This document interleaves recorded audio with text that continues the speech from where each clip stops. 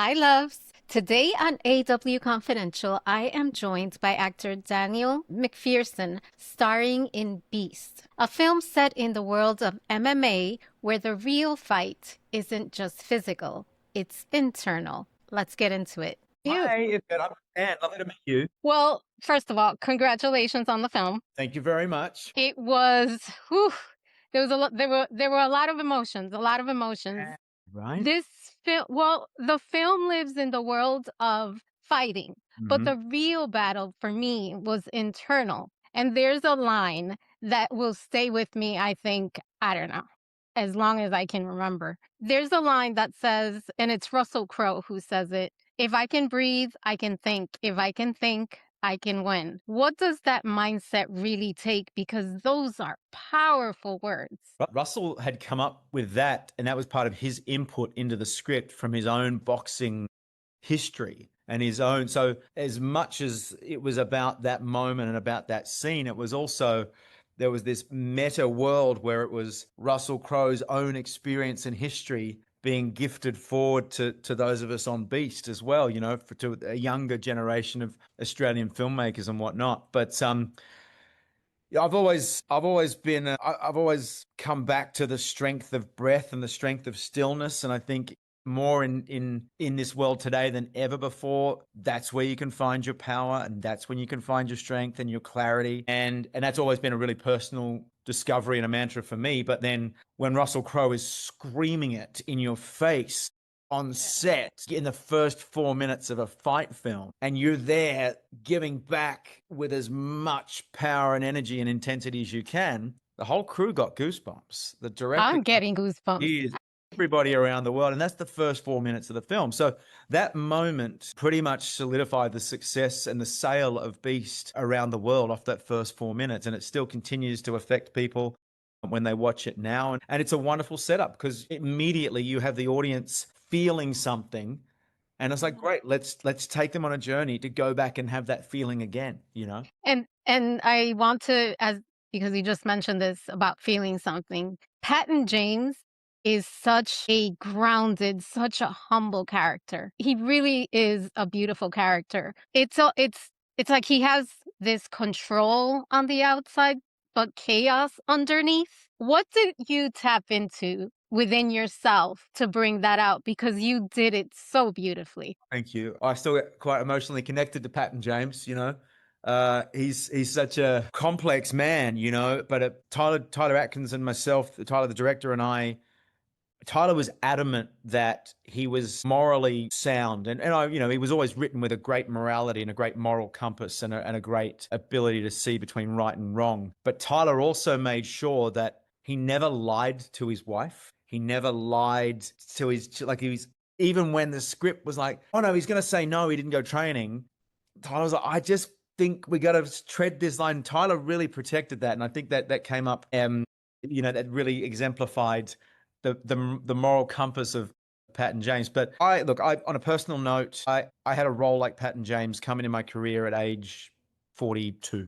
I think that the period between either side of 40 for a lot of men, and I can only speak to the male experience, is one of the most challenging in this day and age. And I think, for me, I left behind boyhood and was moving into manhood. And it was a time when I discovered, I became a father, and fatherhood and pandemic and striking and all sorts of the challenges that come through that period. And so Patton was a man who was searching for identity, and he was searching for his purpose, having gone through a transitional time in his life, moving away from being a successful athlete, searching for his role as a father and as a husband.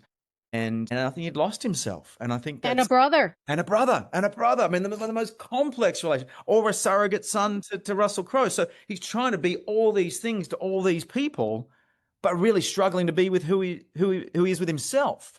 And so he has these broad shoulders that he carries and supports all these other relationships on.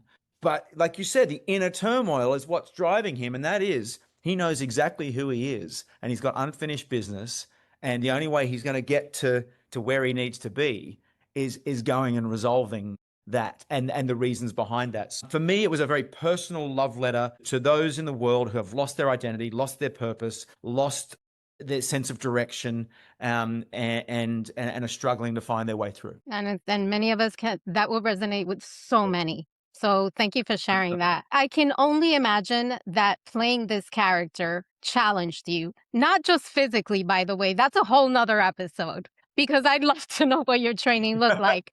But I want to know about the quiet way in which this challenged you because it wasn't only physical. I can imagine playing a character like this brought up things for you as well. So, what did playing this character reveal to Daniel as a man? It took, on an outward level, it took every level of my skill set and every part of my toolkit from 25 years of acting and of sport and of life to go, right, I need the discipline that I had in my life as an athlete and a triathlete. I need the work ethic that's come from soap opera, and the relentless work ethic that comes from doing long-term series running television. I need the experience that has only come from working with Russell Crowe on 2 films prior to Beast in Me, or to working on some of the biggest sets in the world on Foundation opposite Jared Harris and directed by David Goyer. And so it was a combination and a culmination of all of that stuff.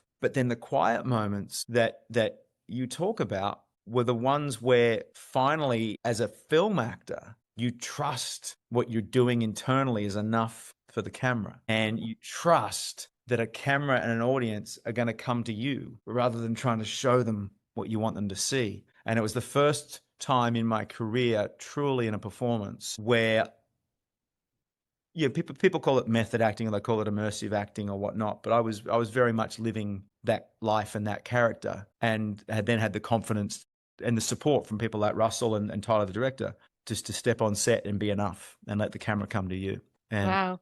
that allowed people come into Patton's world.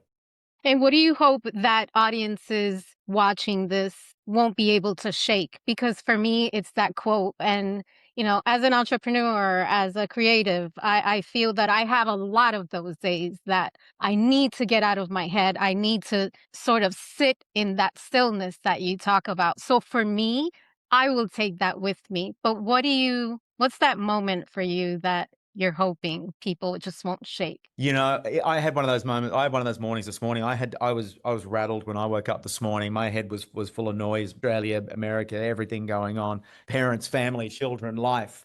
And I had to get out the door for a walk. I had a 20-minute walk. I used to go for a walk this morning just to clear the head. I hope people come out of this film inspired. I hope they come out inspired to fight their own battles, to know that if you have the bravery, the boldness, the courage, and the self-belief to go out and fight your battles with integrity and with wholeheartedness and open-heartedness, that maybe you can move forward into a new phase in your career or life, or whatever it is you're looking to move through.